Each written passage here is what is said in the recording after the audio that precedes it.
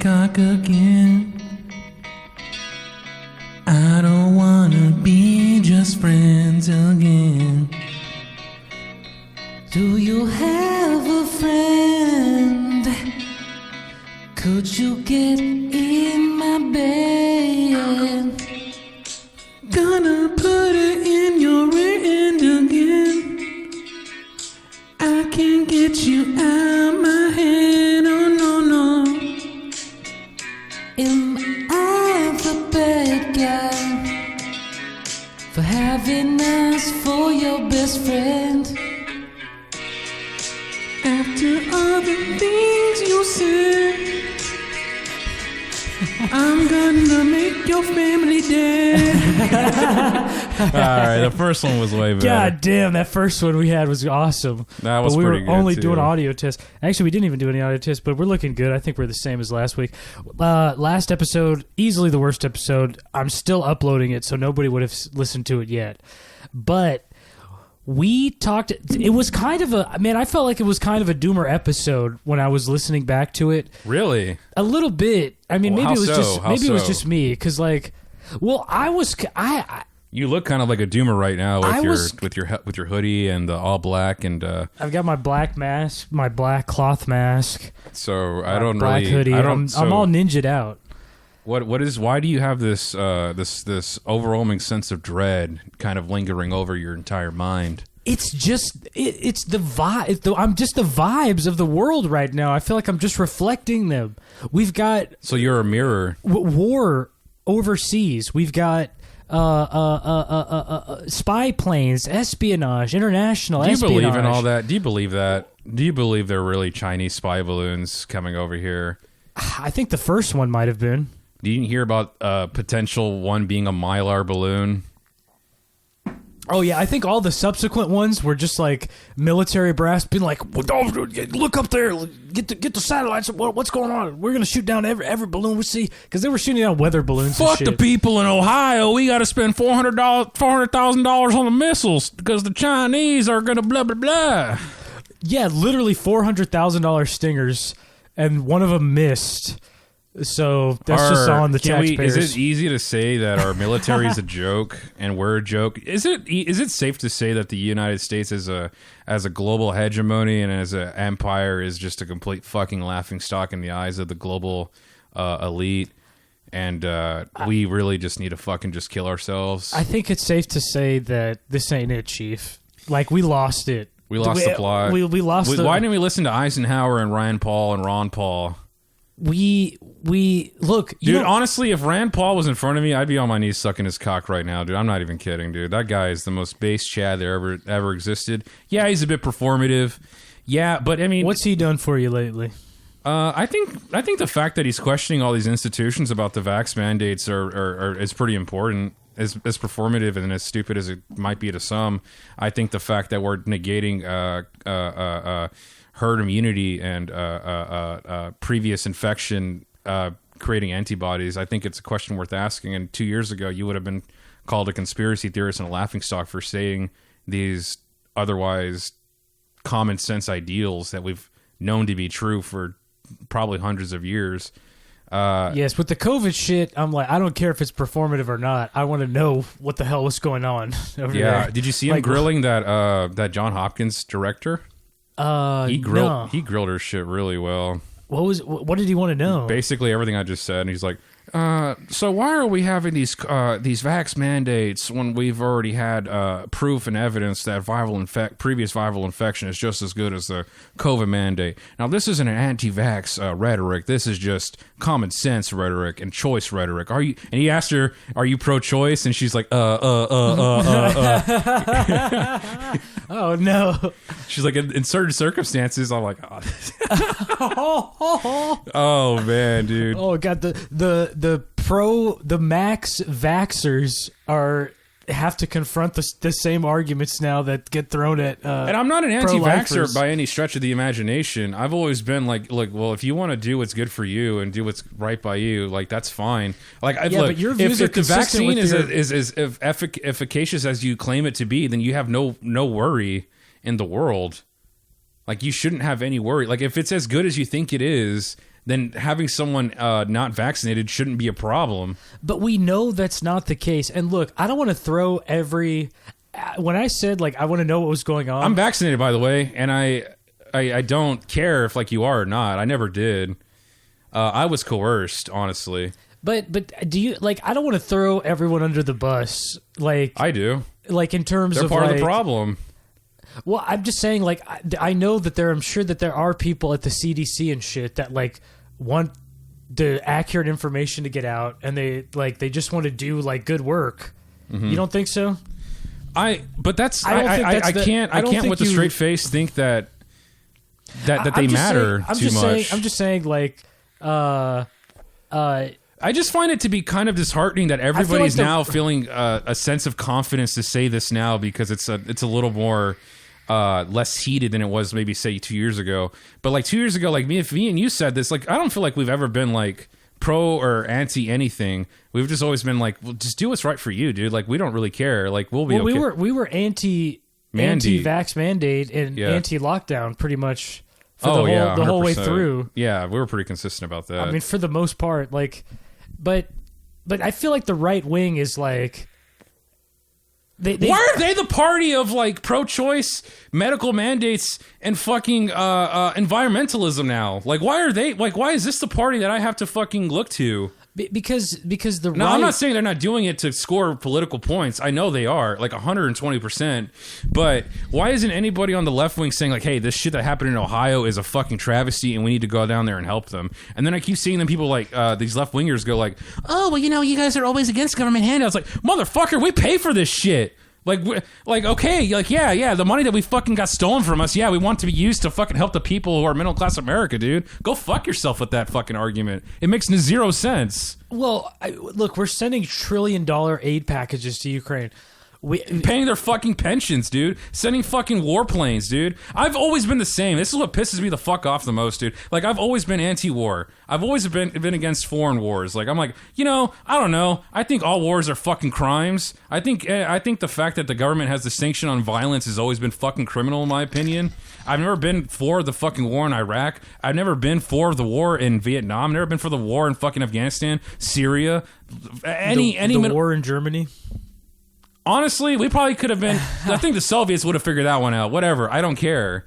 People have written books about that we shouldn't have got involved and how that could have We played didn't out. want to. We gave Hitler the fucking Person of the Year award. For Christ's sake, the year before... The New York Times did. So yeah, like, okay, yeah, the corporate press has always been the enemy of the people. And I think we were selling to both sides, possibly, beforehand. Sorry about the rant, dude. I got a little tipsy. I got a little carried away. Look, I just want to deliver anti-war messaging, anti-propaganda, if you will.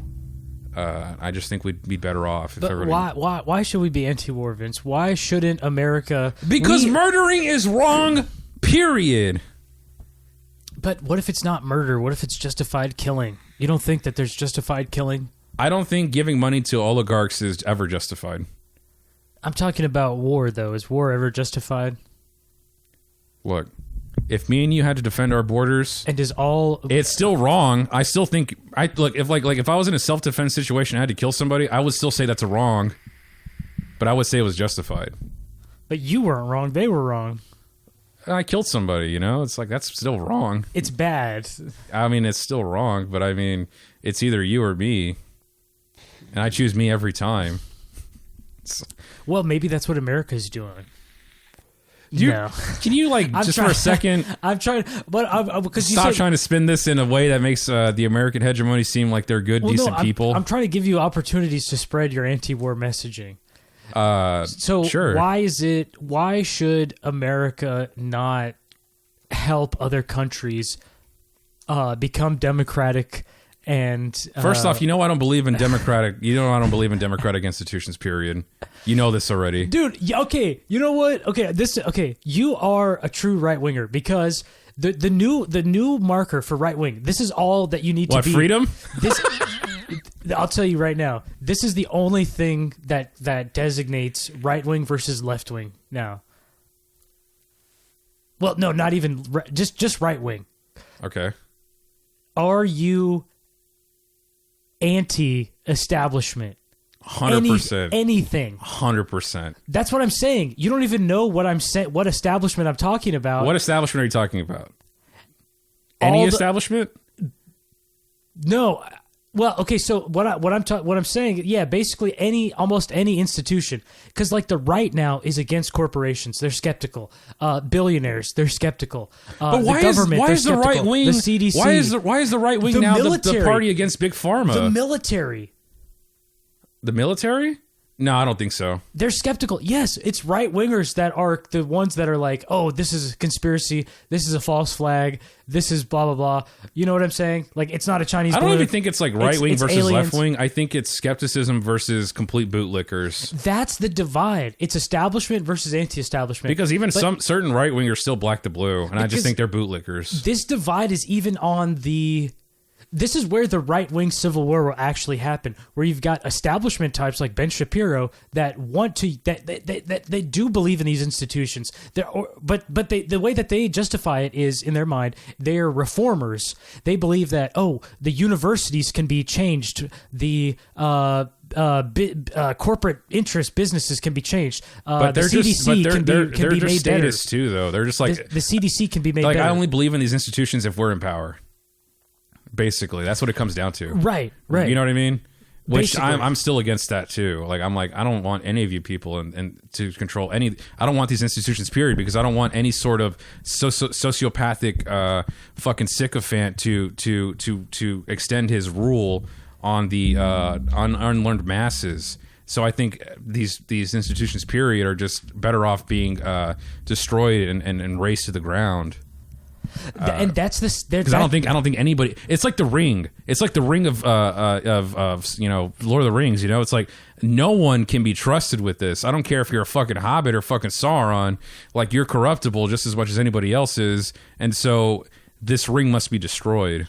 That's basically what my ideology comes. Yes, comes that's at. the anti-establishment ideology. But that split is perfectly mirrored on the left too, where the Bernie Bros, the progressive left, are the burn it all down, like fuck all these institutions, the police. Not really, though. Not really. The police is the exception. No, hear me out. Okay, but not really though. There is the that's Antifa. There's an anti-establishment left. And they have their institutions that they don't like. No, they want to control the institutions to enact their vision of what progressivism looks like. Like they don't have a problem with the police if they have no weapons, are defunded, and have to answer to the people. Which honestly, I can get behind. But I don't know about no weapons, but no. I mean, if they have private security, that's fine. See, like they're closeted ANCAPs too when it comes down to it. When you think about it, because they're all for private security. Well, no, the radical left are more like a communist, where when they say destroy, they mean destroy so we can rebuild something else over it. Right. You know what I mean? And I just think I don't want anything in its place. Right. And you would stop at the demolition. Right. And be like, okay, we're my, done. My Our philosophy is done. My philosophy is you don't when you cut out the cancer, that's it. You don't replace it with anything. Right, but the anti-establishment thinking is mirrored on the left, where they're like, yeah, they would agree with you, but they would just have more to say after. Right, I'm done after this, and they're like, but we need to wield because I've actually had this conversation with a lot of it's time to raise these left wing new giant cunts. bureaucry on top of the ashes. Because it's always the same conversation I have with these women. Usually it's women because I fuck them. I'll tell them like, I'm not really super into government power or hierarchy, to be quite honest with you. And they're like, oh yeah, me neither. But we just need to take control of them and then do it like this. I'm like, so the perpetrators of all this oppression and all these wrongdoings, you want to give them more power. Mm-hmm. You're fucking retarded.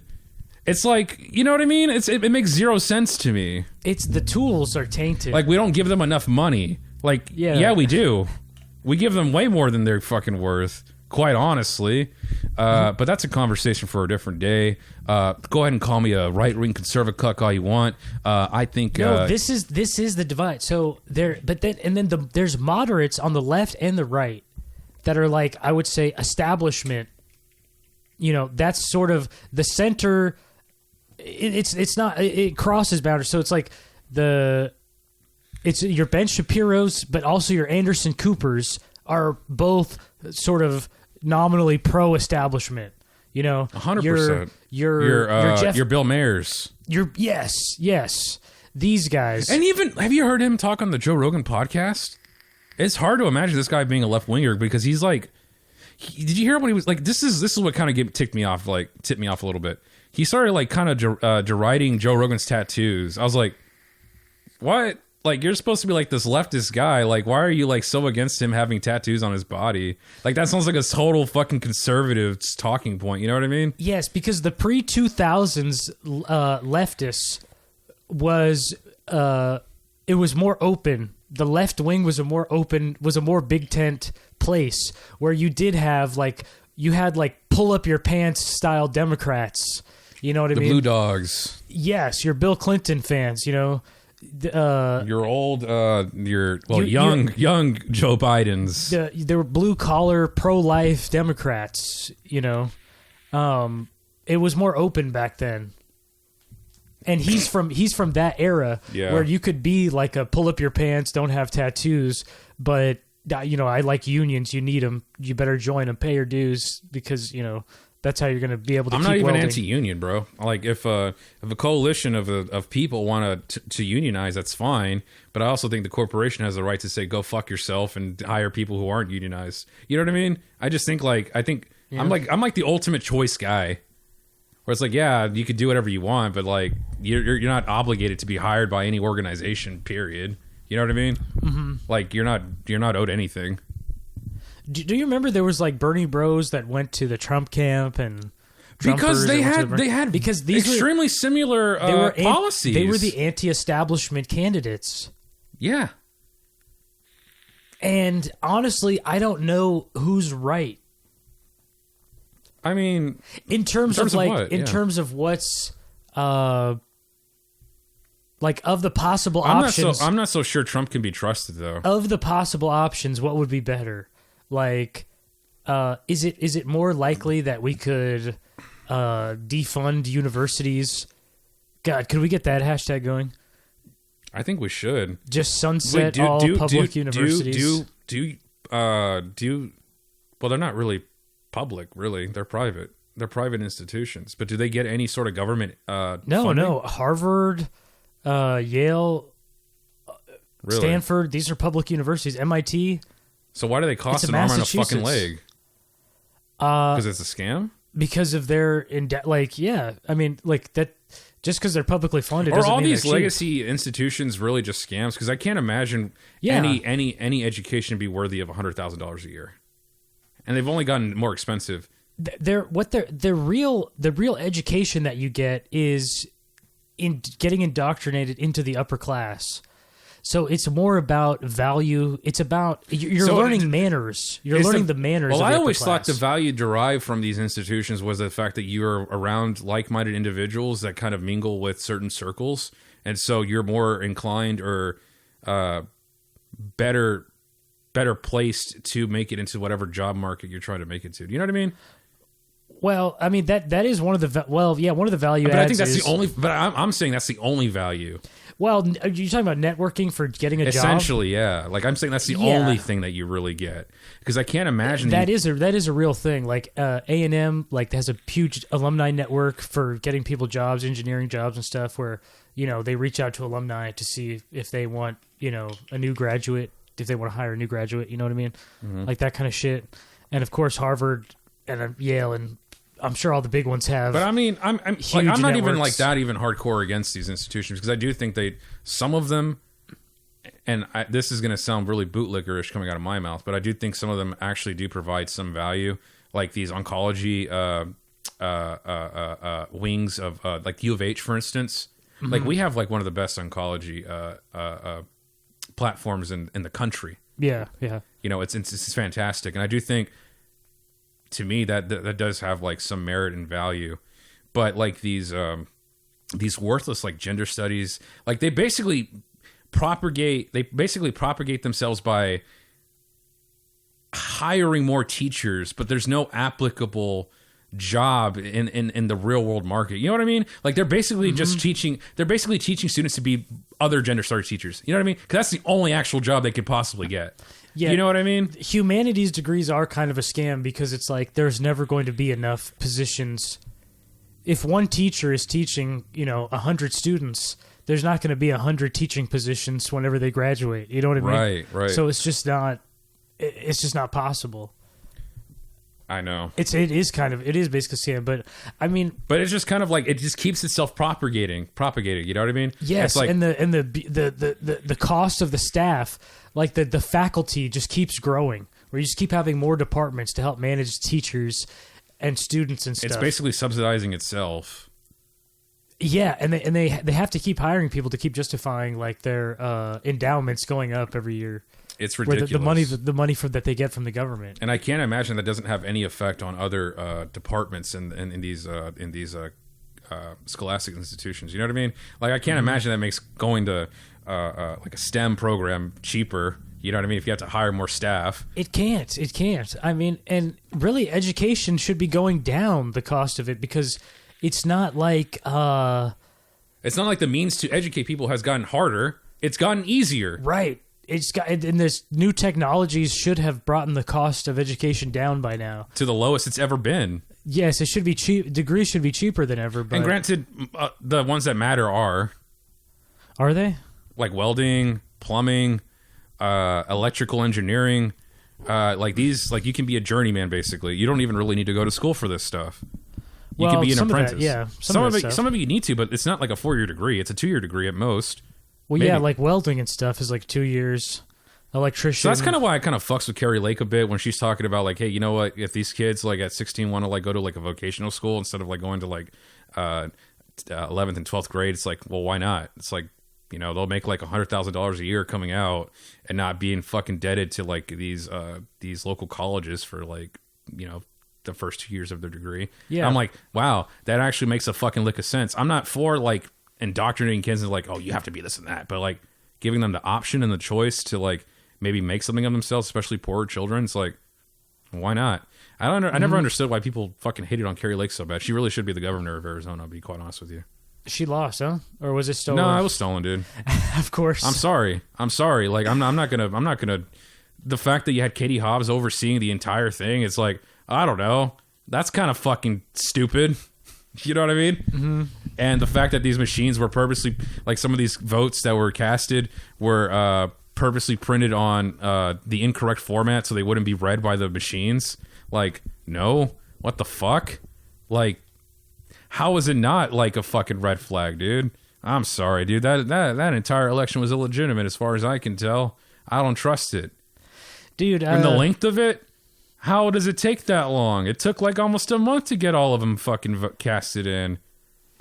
I'm sorry, but I don't know how you look at that with honestly, all elections are fucking bullshit. Let's just be real for a second. All of them are. They kind of are, but some of them, you can see more of the bullshit than others. You know what I mean? Some of it's kind of right out there, like 2000. And when I say all elections, I mean all elections. Even if Trump won, I still think it's bullshit. Oh yeah. Well, maybe his campaign strategy. I'm just trying to like come out on top, saying like even if I get people I want in, I'm not going to say they're not bullshit. I'm still going to say they're bullshit. Yeah, it's still not. It doesn't mean the process Blake is legit. Masters got completely fucked over too. The only libertarian candidate that actually mattered. Was he? Is he a black guy? No. Oh. Shane Hazel got fucked over too. He is the only one who came out opposing both sides and came out, the most coherent. He got fucked over too. Actually, he fucked up when he was talking about China purchasing farmland. I thought he should just outright condemned it and just said no. He would have run some right-wing points, but he wanted to be full-on libertarian. Look, I get it, dude. I understand. You want to be... Oh. It's like when you go too full-on libertarian, like you lose both sides. And yes, you do. You know what I mean? Yeah. Nobody cares about the principles, really. They want to hear what sounds good. I will say whatever I have to say if I was like a libertarian candidate, and then be like, when I'm elected, I'm like, all right, fuck all this shit. No way to any of these fucking monsters. Okay, so that's an interesting question. So in your libertarian scheme, you would let like Bill Gates and BlackRock and Chinese firms. No. I wouldn't though. I wouldn't. Why not? Because I think they're fucking evil. They have the money. I think they're evil. Let the market. That's for the market to decide. No, I think people can decide whether or not they want to sell to these people or not. I think that's also an argument that could be made for libertarianism. You can deny service to people. It's not hard. You just say no. That's the ultimate libertarian case for that. Okay, Bill Gates. I'm Bill Gates. Vince, I want to buy your house. I'll pay you $2 million. I know that's 1,000% over its actual value, but I'd be like, look, listen, Bill Gates. How many times have you been on the Lolita Express? yeah. How many kids have you fucked? Yeah. How many African? Are we going to get that listed at any point? Are we going to get that at some point, or what? Is the Epstein? They kept saying that we're going to get the Epstein client list, but we never did. Who's giving it out? I don't know. Maybe the DOJ. They have it. Of course they have it. What the fuck? Oh my god.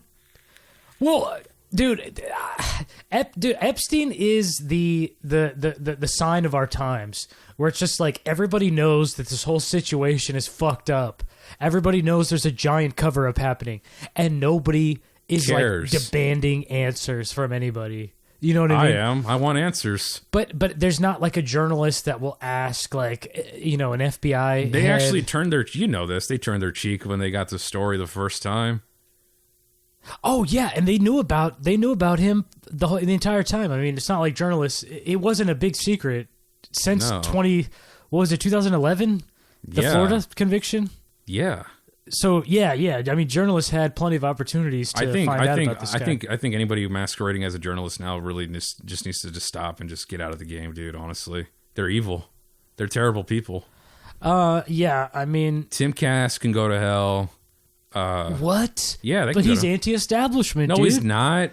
No, What? he's not. He's not anti-establishment. What are you saying, dude? I think he's an establishment shill if it suits his needs. Like everybody else. Like literally everybody. Like the Daily Wire, like Steven Crowder, as much as they want to come out against the left wing, as soon as they get into power, you know they'll exact whatever vision they have for whatever right-wing utopia they have in mind. They're not anti-establishment. They are the establishment. But in their minds, they justify it as like, well, you know, I'm only doing this so that I can get the real message out. They're like the communists in like the 1900s were like, this is the ends to the mean for anarchism. It's like, I just need to do it's the antithesis for anarchism, you fucking clowns. Fucking idiots. So, but you know, in their minds, they're like, it's like, because I feel like this is going to happen to us when we blow up. Where we're going to be like, oh, yeah, like, okay, we'll work with Hollywood, but only to get to make cool shit. Only to make fun of them. Yeah. We'll just do it like South Park, where we'll work with Hollywood and these big names only to make fun of them and deride them so we can get that message across. I'm fine with that. All right. I mean, you know what I mean? I just fear becoming what we hate. No, I'm going to use the stones to destroy the stones. Okay, we have to. We have to. But let's talk. God, I wish we could destroy the stones from just without having to use with them our bare hands. Yeah, me too, dude. You know what I mean? I wanted to just throw the ring into the volcano, but you know what? You know how you affect culture, or you know how you affect politics. You make art. That's what we're trying to do. Yeah, we kind of suck though. So really, the content creation is the fictional content creation is the best way to indoctrinate people. But I don't even call it fictional. I think it goes hand in hand with reality. But because you can use it to shape reality. It is reality. Yes. Like when people say Twitter's not real life, I'm like, kind of, but no, it is. Like I know it's a concentrated version. It's like hyper reality. It's the most concentrated version of reality. You know what I mean? I know it's a minority group of people who are the loudest, but those voices. It's a funhouse mirror reflection. But exactly. Those voices matter. You know what I mean? Like it's and as fucked as it is, I don't think you should discount whatever you deem to be fictional and not real as insignificant or inconsequential to our reality or whatever culture you're talking about. What were we talking about? Creating reality? Content creation to shape the culture. That is the best way to affect politics, is to make art. Because then people don't know that you can disguise your message. You know what I mean? In entertainment. That's how I get on. That's where It's all of my propaganda. politics come from. My politics come from video games and movies. Yes, that is the lens that we see all this stuff through. You know what I mean? Like, ever since I was a little wee lad, like that's kind of what's taught me to be such a skeptical person against any sort of authority figures. And I had like comedians like Norm Macdonald and shit like that who kind of, you might have called them, or like George Carlin and stuff like that, but to say they haven't like had any effect on my psyche is I think would be disingenuous. Yeah, You know what I mean? that's what I'm saying. That And Matt Stone and Trey Parker too. Like they've totally taught me to be like, okay, both sides are fucking retarded. You know what I mean? I feel like as cringe as that might sound, like yeah, my politics stem from South Park, dude. But everybody's getting their politics from media. They just don't realize it. Like the establishment versus anti-establishment or whatever. All of that is Trey Stone and Matt Parker have had more of a they've affected more political opinion than any like political pundit. Of 100%. Because the only people that are listening to pundits are people that already agree with them nominally. You know what I mean? 200%. 200%. You know, and you're not Hyde, listening too. to socialist podcasts. I listen to Jimmy Dore. Oh, really? Yeah, I like Jimmy Dore. Jimmy Dore is really cool. I like Jimmy Dore quite a bit. I listen to some Sam Cedar. I even listened to a little bit of Nina Turner because she's not always wrong. I think her execution plans are stupid, but I think her diagnosis of issues that affect most middle Americans is 100% spot on. I like Nina Turner. I think she's a smart woman when she's not being retarded. But I think that of everybody. Oh, you should listen to some Chapo Trap House. I probably will. I'll send you a good clip. It's like I hate when people say like I don't ever like expand my mind to like the left wing. It's like nigga, I grew up on the left wing. You know what I mean? Dude, I'm gonna send you a clip of them decrying like a libertarian article. and you're gonna agree with them. You're gonna That's be like, fine. Oh shit, they're right. No. Like I know, like libertarians are fucking stupid sometimes. Like I'm actually the most critical, I think, of libertarianism because I do think there is a lot of flawed arguments in their assessments, and I think they're so simply they can be so simply spun in their view, but they just choose not to because they're just so adamant about being as libertarian as possible. Like it's almost detrimental to the message. You know what I mean? Like when you have like that, what was his name? I forgot his name. But he was talking about the age of consent. Like, dude, this is not like the thing we need to be talking about right now, dude. Okay, so, man, okay, this is, oh man. Okay, you know, I feel like a couple months ago, I was like, okay, I'm back to ANCAP, and now I'm like, I don't even care anymore. I'm that way too. I don't even give a care fuck anymore to have a political coherent. But I don't even believe. Anything. I don't think anarchism is like a political persuasion. I think it's a philosophical persuasion. But it is a scale that helps you judge other people's political opinions by. Like the only way that you can have a critique of politics is to have a vision for a better politics.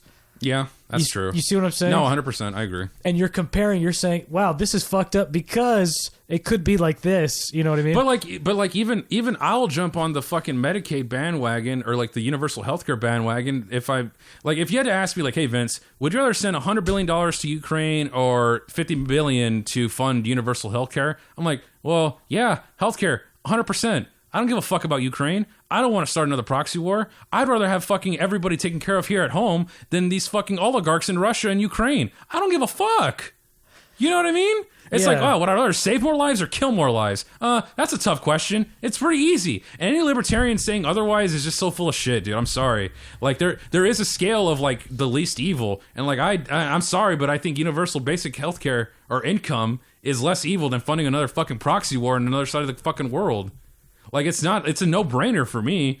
Some people might find it difficult. I don't know how you would, but I mean, to me, it's very simple. You know what I mean? Yeah. Like if I asked you that same question, like what would you like? You would probably agree with me, right? Like, oh yeah, universal healthcare every day. That would be so sick. But that's another one where we basically could have done the UBI for the past 3 years if we hadn't been funding Ukraine. We could have been doing that. Really? Yes. Yes. Oh my god. Yes, we could have. We could have done it because I stopped adding up the I think I stopped at once we hit. I'm telling you, dude, that shit's almost like we're probably send almost like the number is probably closer to like half a trillion, but I think honestly, if we look at the black budget and actually uncover all the expenses, I think it's closer to like $1 trillion. You know, because like in the past 20 years, we went from like a $1.5 trillion budget for the government to like 7.5 in like the span of 20 years, and it's like, man, we pulled out of Afghanistan just to inflate our military even more in Ukraine. And I find that to be completely disgusting. We need to pull out of NATO. NATO needs to be disbanded. They're a terrorist organization. I'm sorry. Anybody who thinks otherwise, I don't know what to tell you. I'm not going to try to. Honestly, I'm tired of trying to convince people of any of this. Because if you are still under the mindset that sending billions of dollars in of weaponry, but also claiming to be anti-2A, I just can't take you seriously, and I have no concern to try to convince you otherwise. I can't, because we don't speak the same language, dude. Those people are opportunistic zombie brainlets, and if you argue with a retard, you're retarded too. So I just don't even debate with these people. I don't. Well, okay. Their opinion means nothing to me. Well, Ukraine is another area where it really challenges my libertarian inclinations. Because it's like, well, okay, yes, historically, foreign interventions are almost universally bad. But in this case is almost the Goldilocks of foreign intervention, where it's a clear... Look, if I can... One country says, I want your land, and I'm sending my army to go take it. And the other country says, no, we're going to fight you. And then they say, America, can you help us defend ourselves against this invading Gustapos? Okay, but that is like the Goldilocks. But that's not really World War II. But that's not really the scenario that's laid out, though. If you're being honest with yourself, that's not really the scenario. What is it? It's so the scenario basically is U.S. provocation since, I don't know, probably earlier than 2014, but we can go back to 2014 and with the whole Donbass region and Crimea, and when we overthrew the Ukraine. Right. We poked the bear, but the Russian bear. But what? I mean, I'm not saying Ukraine should pay the price for our provocation. I'm not saying that. The Treaty of Westphalia? That makes more sense. Like, hey, you know what? Maybe we should clean up the messes that we created. That makes more sense to me. But to say that Ukraine is this completely defenseless, so you're saying it was wrong to push Russia with NATO? It's wrong. It was wrong to push any country anyway. With Syria, Lebanon, like it's not like these. It's not like we are always the what is the word? The moral protector. Like the U.S. hypocrisy will be the reason why it'll be the downfall of the global hegemony. Okay. That is exactly it. And I don't think. But generically, doesn't that situation challenge? Sure, no, 100%. Like libertarian foreign policy philosophy. But what I'm saying is that isn't the situation at all, though. But I think that there could be a case laid out if that was the case. Well, no, that is the situation. Like, I don't think so. Though. You're saying you're not saying that that's not the situation. You're saying that's the situation plus other stuff too is going on. Sure.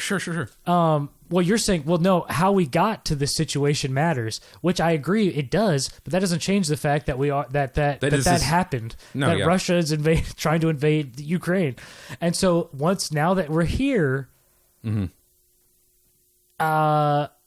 you stick to the principle of, well, no, we shouldn't have provoked Russia, but now two wrongs aren't going to make a right. We're helping defend Ukraine. No, I think we should have never squashed the peace talks in March of last year. Boris Johnson should have never intervened and said that, hey, you know what? If you surrender now, Russia will never stop. I think diplomacy should have always been on the table. I think it's an infinite regress of like, better decisions could have been made at all of these different stages. Yeah, but I mean, I don't think anybody I don't think anybody in last year of March is like, hey, there's peace talks going around. I don't think anybody would have batted an eye at that idea. But I think so many people were in the dark, unaware that this even happened, and I think it's all on purpose. And to think that there isn't any sort of U.S. or European interest in seeing Russia fall is completely naive. And I'm not going to claim to be the expert on these European politics, but let's just be Europe real. would love some regime change in Russia. I'm sure. No, the U.S. would love some regime change in Russia because they don't want them to have any sort of stronghold on European energy. But Russia's energy is always going to be cheaper for Europeans. When that's bad for us. It always breaks down to the same thing. God damn Is it. there something that is going to usurp our stronghold on foreign lands? Yes. Okay, that's the parts we occupy. It happened in Syria. It happened in Afghanistan. It happened probably every time ever in the last 60 years. Like it's. I mean, it's almost like. When many Gaddafi mistakes. tried to get off the fucking petrodollar, oh, well, he's fucking murdering his people. We got to take him out. It's like, it's so easy to like just fucking look back at it and be like, okay, there's a reason why we're over there right now. Saddam is the moderate. We don't need to give put a him in fuck charge. about diplomacy or democratic institutions. We never did, dude. Because we'll totally work with people who aren't democratic. We work with China, dude. Saudi Arabia. I mean, yeah. I don't. Maybe it's not possible to have a consistent foreign policy, but we could do a lot better. I think there is there is a good consistent foreign policy. Not having one, but you know that's just too wild for these people. But you still got to make trade deals. Yeah, you do. And I'm look. I'm not the Monroe Doctrine type of guy. I'm not the completely neutrality type of guy. Look, I'm not against alliances in any way, shape, or form. But I am 100% against a globalist society. And anybody who disagrees with me on that, I mean, that's fine. It's what it is. What it is. It's made everything cheaper, dude. It's more efficient. And I haven't said. And look, it's done great for the world. But I mean. But it's breaking down. But I don't. People don't like it. That's what I'm saying. But we shouldn't throw away our sovereignty. I don't think any nation should throw away their sovereignty in the hopes of trying to create this globalist utopia. Because I don't think it works. I was going to ask you this earlier. Like the global order seems to be kind of breaking down, or at least like people's dissatisfaction seems to be growing with the neoliberal, global order, globalization and everything. And I feel like that is at least one of the impetuses for the part of the movement that you're a part of, the anti-establishment, like the complete rejection of institutions and a complete disbelief in their ability to be effective. People have just completely lost trust in all of that. So where does that lead to in catastrophe? Just more apathy on the part of the masses as they feel like they have no agency in how any of these things get done? I think it leads to a populace beginning the process of waking up and asking questions. And that's what I want. I don't want violence in the streets. I don't want people to start firebombing colleges and government institutions because I don't think violence ever has solved anything. If anything, it only strongholds. It only strengthens the hand of the government, and that's the exact opposite of what we want here. I think the best course of action would be to vote with your dollar. I think it would be to primary everybody. I think it would be to go out in the streets and make your voices be heard. And if all else fails, then I think we're left with no other option. Are we repeating the Bush years where we're at war? The economy. I kind of feel like the Bush years are a repeat of like the Vietnam years in a sense, and then the Cold War. It feels like the history just kind of been repeating itself for like the last 60 years, and there really has been no move forward past this military-industrial complex age that we've been kind of engrossed in for probably the last 70 to 80 years. I think once we start overthrowing the oligarchs and I think we start seeing real change. But until then, as long as people keep keeping their head in the sand and keep voting for these liberal elites and these climate change activists who fly private jets to Davos and whatnot. Okay, you said overthrow the oligarchs. Can you square that with libertarian thinking? Easily. While I grab a lighter. Easily. You just don't empower them. But you'll But probably what if they're selling the products? How do I disempower Apple? I need my iPhone. Government deregulation and decentralization. So basically, the only reason that any sort of global corporation can rise into power is with the strong arm of the global elite, basically flushing out power from little businesses being started. So over-regulation basically screws over the little guy, and you know what I mean? Like when you have more, like when people say like regulation is like the enemy of corporations, it actually isn't. It's actually their preferred method of engrossing themselves further into the culture and the world. Government regulation actually only serves to destroy small businesses and up and coming businesses, and keeping competition out. And without any sort of competition, we can't have these Time Warners and Disneys from being usurped. So if anything, it kind of lends itself to the libertarian ideology. Like, we need more decentralization, deregulation, and we'll start seeing more competition in the marketplace. We'll start seeing more people start to rise up and maybe make something of themselves, dude. I don't think you need 30 fucking permits to start a fucking restaurant. Let's be quite real with you. Let's let the market decide. If it sucks, it's good. If it's good, it's good. If it's bad, it's bad. You know what I mean? And if people get sick, you stop going there, and they're held liable for any sort of reparations that need to be handed out to the people. Okay? For instance, this whole Ohio thing that kind of got my titties all up in a twist. Train. That's a segue. It's unstoppable. Should we watch that? Sure, dude. Why not? I haven't seen it. You should watch the second episode of South Park. It's pretty good. Well, this train was. Have you seen it? I don't think so. Second episode of season 26. What was it about? Prince Harry. I have not seen it. Oh my god, we gotta watch it. It's pretty good, dude. It's pretty good. Okay, but Unstoppable, the train, the movie, was it any good? I haven't seen it. Me neither. Okay, but the train derailment. Okay, this is what I'm talking about, dude. There is just a malaise. There's just a haze over America. The vibes are all fucked up right now, all over the world, but definitely here, and I'm feeling it. I'm channeling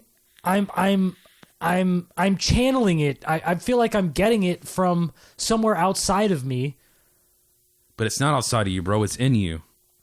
But I feel like I'm not depressed, but I feel like, well, maybe I am, but I feel like I'm channeling it. You know, I'm sensing it from others. I feel like the haze, there's a fog. There's like sleeping gas in the air. I don't know what it is, but just I don't know if it's just everything. It's inflation. It's trains getting derailed and toxic chemicals big in the air. It's foreign wars overseas and hearing about people dying and fighting over there every day. Like, America is in a rut. I don't think America's in a rut. I don't think America's in a rut. We're in a haze. I think we're now just starting to see the repercussions of our actions from 80 years ago. I think it's now starting to come to a head because it's like 80 years ago. What happened? Well, just ever since the end of World War II and our ever-ending quest of global dominance over the world, I think that's kind of where it started. Well, yes, that's what I was talking about, is breaking down. Like, what was established post-World War II, all the structures and institutions that came up. You had the creation of the Federal Reserve a little bit before then, and they're basically just a legalized counterfeiting ring. Mm-hmm. You've had the creation of the petrodollar. You've had the UN, NATO. You've had the expansion of what is it? God damn it. But I can't recall. In the absence of all of that, all of those structures, like, what do we go back to? Because those didn't exist before World War II, right? And we had I think the development of the Federal Reserve did start before World War II.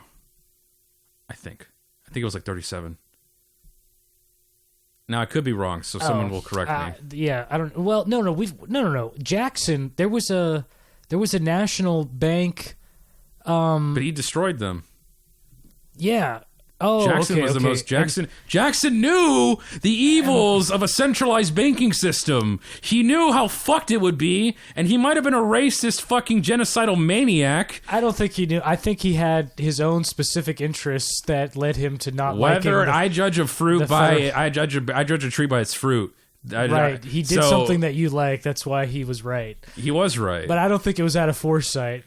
I forget what it was, but like he had a bad. His dislike of the Fed was personal. That's fine. You know what I mean? That's the best dislike of the Fed I've ever heard. That's okay. Yeah, I'm just saying he's not like I don't. It's all personal, bitch. I don't think it was hugely ideological. Like, oh yes, but it kind of is if it's personal. Can't you see if it's personal, Fed, it's a little ideological. So, but the Fed must be just tools of some other institution that they serve. You know what I mean? Mm-hmm. Because otherwise, it's not like they never serve the interests of the people. It's not like they're making their own. Like they have their own interests that they need to make money for. Man, you know what all I'm saying is if once they start talking about a new digital currency for the Fed, I think we all just need to start buying gold again.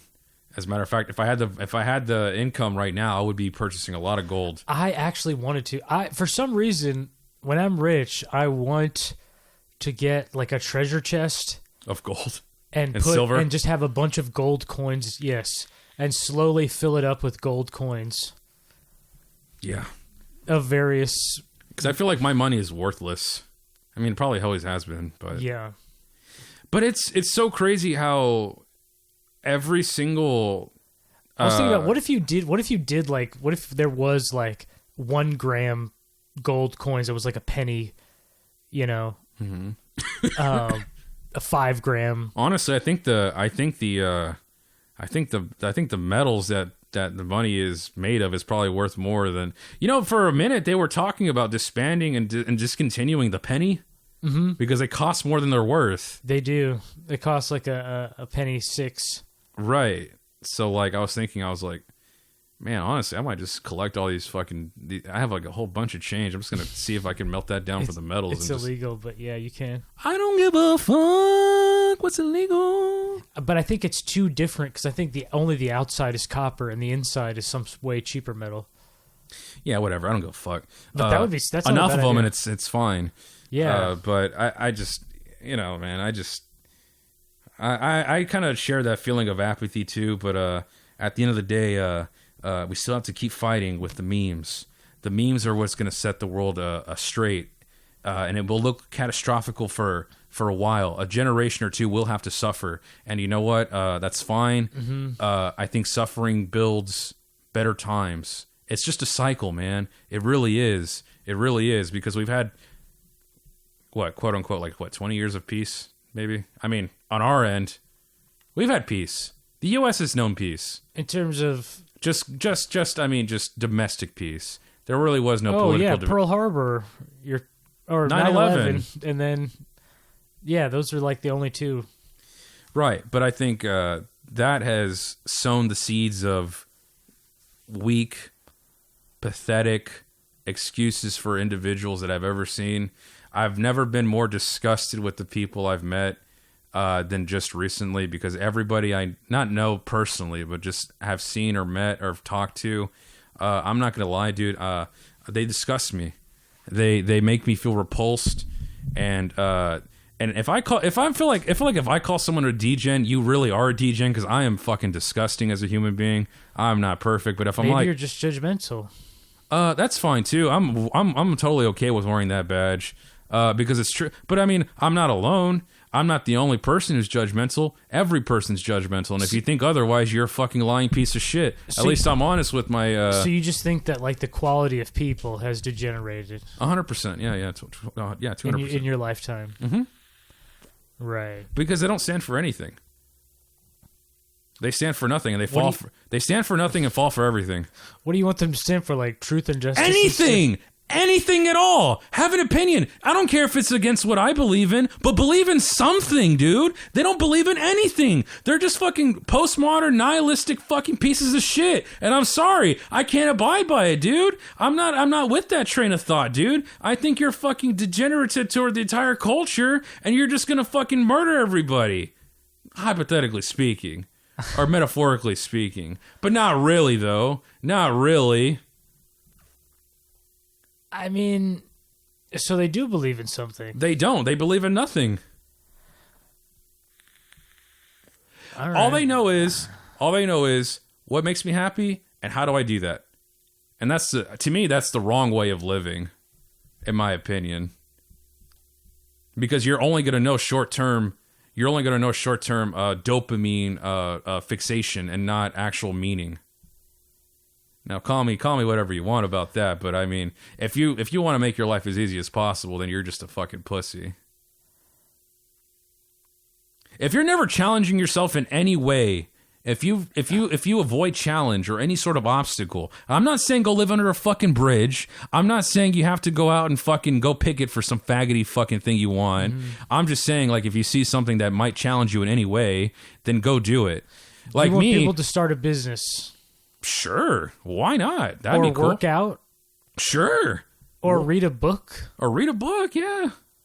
Okay, yeah, those are all good. Like you, for instance, you're trying to learn like 3 different fucking software programs for free, I might add, on your own spare time. You never shriek away from a challenge. I'm trying to learn how to animate. I never shriek away from a challenge. I'm constantly trying to do things that make my life slightly a little bit more difficult. For free, I might add. I'm not getting paid to do any of this shit. But I just think, if I'm not doing this, then why the fuck am I alive for?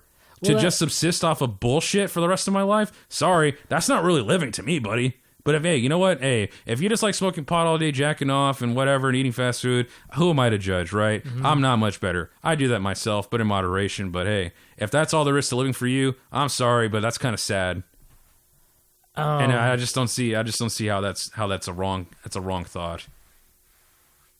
Well, I'm coming across as a dick this episode, but I know deep down everybody knows I'm fucking right. yeah, no, because I feel you, because it's like, okay, yeah, if you had... I'm not saying don't enjoy life. I'm not saying that either. I feel like if anybody heard this, they're like, yeah, no, I was gonna say, I don't think you're really saying that your life should be hard. I'm not saying that. I think you're just saying, like, you should challenge yourself. Right. You know, I sure. Yeah, I mean...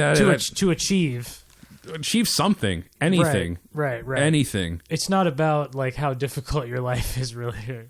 I mean, there should be some difficulty. Because some people's lives are... You should be challenging yourself to... You should be challenging yourself to improve. Right. Like, but that's not the point of life either. I think the point in life is creating meaning for yourself, and however you do that, that's fine. But to me, I don't think you can derive meaning out of living the most complacent life you can. I think, yeah, there's a... Because I'm an existentialist at heart. Well, this I do think is definitely true. There's a greater satisfaction in building something that took time. Like, whether it's, like, growing your knowledge, like reading a book, or learning how to do something, learning a new hobby, learning a new skill. Like, anything that, like, takes time... but it has like a definitive payoff, like, oh, I can do this now. You know, I can lift this, I can bench this much or whatever. Sure. Like, yeah, like those kind of challenges, like challenging a challenge that it gets achieved is always going to be more rewarding than, like, I just think that makes you a more realized human being than rather than pure entertainment of just like entertainment where it's just like, yeah, porn or movies or drugs, where it's just like instant gratification. Basically, I'm against the whole consumer mindset. I think they're antithetical to sugar, to the human experience, and I think the human experience has so much to offer outside of just consuming and consumption. Like, to me, what makes sometimes eating so good is the fact that I made it myself. You know what I mean? Like, there's almost like a ritual aspect to it that I really enjoy, or like when I had to fucking help my mom build her fence back again. I didn't want to. You think I go to sleep going like, oh, I can't wait to build a fence? Like, no, fuck no. I hate manual labor, man.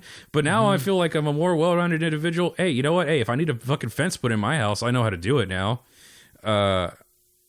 And you know, I just think, you know, I mean, that's kind of what it was for. And my mom offered to pay me, and I was like, what the fuck? I wasn't doing this for money. I was doing this to help you out. And really, this is going to sound selfish, but to help myself out, really. So I could know how to so I could be a man. I'm sorry if that rubs people the wrong way. Like, oh, if I don't know how to build something, you're not a man. Kinda, a little bit. Yeah. I'm gonna say that if you're not useful to your community or your family, you're not really a man. And if that makes me a sexist, I don't give a single fuck. You can suck my dick. If you're, you should strive. If you have no utility to people who matter to you, you are not a man. I'm sorry, you're a little boy. And that's fine. If you want to be a little boy the rest of your life, that's okay. I don't care. That's fine. You just mean nothing to me, and I really don't take your opinion at all seriously. You know what I mean? Like, do I sound fucked up, or is it just a hard truth that people need to fucking just accept? I'm not saying you have to like literally like build a fucking fence or build something with your bare hands, but you need to have some sort of dependability, some sort of something that makes you you need to be someone can turn to, essentially. And if that means you talk to someone during their time of crisis, that's also really important, and I think really commendable as an aspect of being a man. Yeah, you know? Being a good friend is something that's work. You know what I mean? It's harder work. To me, that's harder work because I'm not a social guy. So, I mean, if someone's a good friend to somebody else, I think you're better than me by a long shot. I will say that because I just can't do it. But I mean, that's something that like, you know, that's like you should be doing things that I feel like this I feel like this my is the friends, real white pill. Yeah. It's interact with people. Yeah. Don't be such an antisocial fucking scumbag. That is the true like rejection of like online cynical culture. 100%. 100%. That is the true rejection because like you're just never like you can have good relationships with people like online like that you only interact with like games or whatever, but like it's never going to be as fulfilling as like the relationships that you have in your real life. I think like your friends, your family. I think they can be comparable because like for instance, like most of my meaningful relationships are derived from like online, but like I do see my friends obviously in person every so often, but the majority of the time I do spend with them is online. But you know, they tell me about that's different. But I know I feel like that's because you do see them. Right. And also, you know, I actually am pretty proud of the friends I do have and have cultivated because I do think they are the type of people that if I needed something, God forbid I ever do, and I would hate to have to do that, but I don't. But I feel like if you need to bury a body, yeah, they're the type of niggas that would come out and help me out. So you know, I do think you can judge people by like the group of people they do choose to ingratiate themselves with to some degree. So that's why you know, I'm kind of a piece of shit because I choose the company of terrible women, and they're so if people wanted to call me a scumbag, I wouldn't bat an eye at that. I'd be like, you're probably right. But I think that's the real white pill. You think so? Is it's friends maxing. I don't think friend maxing. I think friend quality. Yeah, that's what I mean. Yeah. Yeah. I'd rather have 3 really good friends than like 700 mid friends because, first off, I don't even think I could even make a mid friend. I know a lot of people who are okay, but I don't really think we're really we're really friends, really. But I think you can have I don't know what you call like associates, like just your network. Like if you can set aside your prejudices and your judgmental side and try and just not you. I just mean in general. I'm just saying, like, if you can go out there and that's going to be tough. meet people and talk to and set those things aside and have a 5-minute conversation with somebody that you don't know, and maybe you're not going to become friends, or maybe you never even see them again. But I think you move each other an inch closer to commonality. Yes, you're adding to the texture of you, honestly. of yourself, of each other. Yeah. Yeah, and I do think those are just worth... by having that interaction with, just by brushing up with somebody else. Yeah, totally. You're both augmenting each other's. That kind of actually happened today at the gun range. There was this guy. He was just. I thought he was like a regular, and I was just like kind of loading the magazine of my brother's 1911.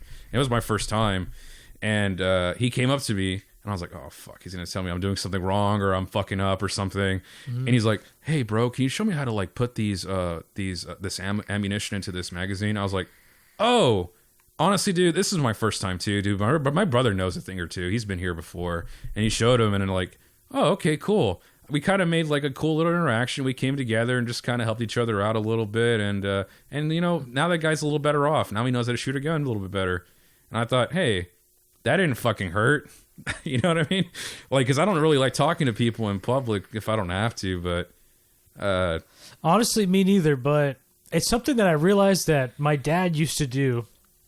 I think all of our dads did. They were more inclined to just kind of talk to random strangers. Yes. For no reason. Like, they would just like it's like a cashier. It's like a 90s dad thing. Yes. Like, hey, buddy. You know what I mean? Yes. Even if it's like trying to weasel out of a ticket or some shit like that, it's like using, because I'm going to admit, I think the people like our father's age group were a little bit more sociable and less fucking autistic. You know what I mean? Yes, I feel like it. And I feel bad because I always think they're like below me and stupid, but like they're way better than I am as a person, I think. Well, in that respect, for sure. Yeah. Because but yeah, I was thinking about it because I've kind of been wanting to. Maybe it's just because I'm getting close to 30 and I'm like, I'm turning into my dad. But like, I started to remember, like, yeah, he would just talk to cashiers and like, and then, but I think like sometimes that would lead to, like a decent conversation that he can talk about. Well, even if it's as simple as that, like, I feel like that's enriching to some degree. I think everybody should go out of their way to maybe just try to have a little conversation with a stranger every once in a while. It doesn't kill you, and it makes you slightly less terrible. And maybe, you know what? You never know. You might make someone's fucking day. You never know. Yeah, you just never know what people will say. Just think of it like refreshing your feed. You know, you're pulling the lever on a slot machine. Every time you talk to a stranger, and you never know what's going to come out. I do that. I think I do that online a lot on Xbox when I'm playing Overwatch. Like this guy, even today, like before I went to the range for my brother, I was playing a little bit of Overwatch and I was playing healers, and I was like, "Hey, anybody in chat? You know, kind of trying to get out of elo hell." And this guy came up. He's like, "Yeah, dude. Like, what's going on? You gonna play Zen, dude? You gonna keep Discord on this guy?" I'm like, "Yeah, absolutely, 100%, dude." He's like, "Hey, do you mind if I add you? It's kind of tough meeting like new people in this game because everybody's kind of a dick or they just don't talk. Period." And I was like, "Yeah, that's fine. I don't care. Whatever. I'll probably never play with them, but I mean, hey, you never know. Maybe one day we'll both be online at the same time. We'll just decide to grind a little bit." And I like that. That's why I like Xbox so damn much. It's fun. Well, yeah, it's easier online for sure. Especially if you're both doing the same thing. But I think that is the true white pill. I think that is what will bring America together. If we can learn to talk to each other in person again. But it takes work. But the 90s was kind of the last time when people really do that. Yes. Because now it's like, well, I need to go through the last 3 years of your social media before I'm going to meet you in person. You know what I mean?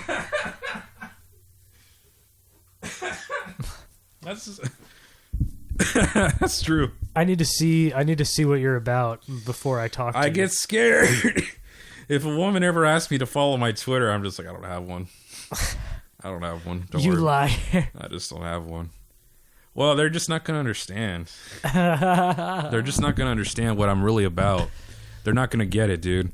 Like, they'll be... Because even my own friends don't understand, dude. Because I'll have 100 retweets. Babe, I was joking. I promise. I'll have 100 retweets of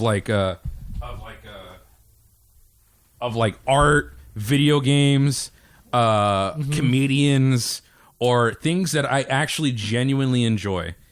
And then I'll have like a retweet about like, oh, the Libertarian Party, or oh, defunding public education. And that is what kind of gets stuck in people's mind. It's the political stuff that gets stuck in people's mind. But really, if you break it down, I'm like 80% entertainment and shit posting. But it's like the one tweet that everybody, like even Matt says, like, oh, you're always posting this. I'm like, dude, like I'll show him. I'm like, look, it's Yoji Shikawa. Oh, it's this anime I like. Oh, it's fucking this new Netflix show. Or oh, it's this like comedian saying some stupid shit. Or it's like this fucking stupid dank meme that I really liked. Or it's like this song that I really liked. Or like this new album that's coming out. It's like a bunch of art that I like. That's really what I'm about on Twitter. And I'm just like, man, you know, these women, you know, they'll see the one thing that makes them get kind of disgusted and fixate on that. Never mind all the positivity I try to spread. Never mind all the artwork I try to share with people. Never mind all the movies I want people to see. Never mind all the music I want people to listen to. You know, it's kind of disheartening. I'm not gonna lie. It kind of makes me feel sad sometimes. But at the end of the day, you know, fuck it. I don't care. I'm never gonna stop being me. I like who I am.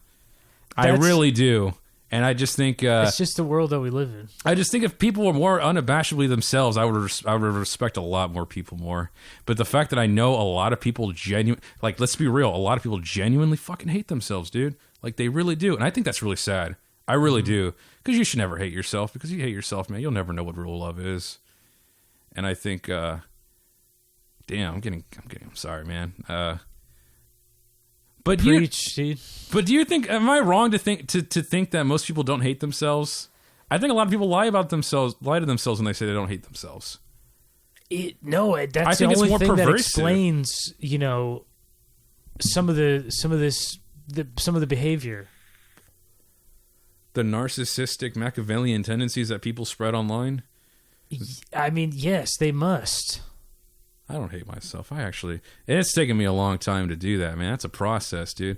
It's a real process. I think I like myself right now. I don't love myself, but I like myself. I think I'm all right. I think I'm okay. It's a spiritual thing, you know, conclusion that you have to come to almost. It really is. That you know, you can only be yourself, and that's okay. Right. It's like the Wreck-It Ralph ending. I'll never be bad, and that's okay. I'll never be good, and that's not bad. Yes. Have you seen the like accepting yourself, accepting death, and because that's basically what he was saying. Yeah, essentially. Damn, Wreck-It Ralph's deep. It is. It's pretty good, huh? It's about accepting yourself. Yeah. Did you like it? Definitely. Have you seen the sequel? I actually don't think so. Oh, well. Wait, they don't have the Sugar Plum? No, My Little Mermaid? Yeah. Oh, Vanellope. The Flash trailer. Oh my! Did you see that fucking thing? God. Dude, Oh, they almost got me, dude! They almost got me! Those bastards! Those you had to do it. I'm gonna torrent it. I'm gonna watch it on HBO Max for free. Flashpoint, No Way Home. I'm gonna watch it, but I'm not giving them a single box office dime. Why not? Because they don't deserve it. You don't want to encourage the Snyderverse? I don't. Fuck it. Yeah, I'll just go see it. This is a soft reboot. Because they're going to do some timeline fuckery. But it's such a cynical movie in its premise, it feels so. That's why I'm conflicted, because like you almost want to like. Oh my god, I want to be excited. Michael Keaton. Batman no, I'm not gonna lie. I'm not gonna oh. lie. I was excited when I saw Michael Keaton. When I saw him saying, "I'm Batman," I was like, "Oh my god, he can still do it." I know his voice is even deeper now. It sounds awesome, and he's in really decent shape. The suit looks really cool, and I'm not gonna lie. When I saw him gliding, I was taken aback. The gliding is when it got. When you start seeing the fucking Ezra Miller sections and what the movie really is going to be about, that's when the sows of discontent and cynicism start to be shown. You're like, oh, this movie is just not made in good faith, dude. This entire movie is just... You tell me. Am I wrong so far? Well, I'm not sure what you're talking... Like, are you saying... Like, the Flash sequences in particular are showing that trailer. That's really what the movie is going to be. and that's when you could really judge it by. And like, so it feels like a soulless reinvention of the DCEU and trying to basically it's like the movie-ized version of what just happened with Warner Brothers cleaning house, basically, so to speak. And it's kind of being shown on the big screen. It's like, yeah, Ben Affleck's out, Henry Cavill's out, maybe Gal Gadot. The whole completely restructuring of HBO Max and the fact that they fucking canceled a lot of my favorite shows that I wanted to keep watching, and for some reason, Primal. Well, no, Primal probably is going to end at a good point. But like close enough. It was like the J.G. Quintel cartoon show that he made after Regular Show. I actually really like Regular Show. And they had 3 seasons of it. I thought it was pretty good. Season 3 was kind of, I wasn't really into it. Total 6 out of 10. Not that good. But the first 2 seasons, like, yeah, I think you guys can fix this. I think you guys can do another season and end it on a good note. You can end it after 4. But they canceled it. I was like, okay, fine. Maybe the viewership isn't there. But then they just outright stopped hosting it on the site. Yes. I was like, that's kind of fucked up. For no reason. No, it's for a reason. They don't have to pay the residuals. Their contracts that they worked out with their creators was like they're getting partial money for streams. Oh, so it's even more fucked up than I thought. They just don't want to pay anybody. Right. Oh, Jesus. Right. That's even more fucked up. They were kind of paying, I don't know if it was per stream or if it was just like a straight licensing fee. But that's why they removed a bunch of content. And now they're looking at, and even Disney is looking at licensing their original content to other streamers and networks. See, the money isn't because in the they're cash poor. Mm-hmm. I don't think streaming is that profitable. I don't know if you actually can make money off of it. I think just by their existence, just by the proliferation of competing streaming services, they kind of fuck themselves over. You know what I mean? By diluting the market share in such a fast way. Like, this could have happened in like the span of like 7 or 8 years, but no, they basically all came out during 2020. That was kind of funny. Yeah. Well, you know, okay, HBO Max, Hulu. I mean, not Hulu. Disney Plus, and maybe like Paramount Plus too.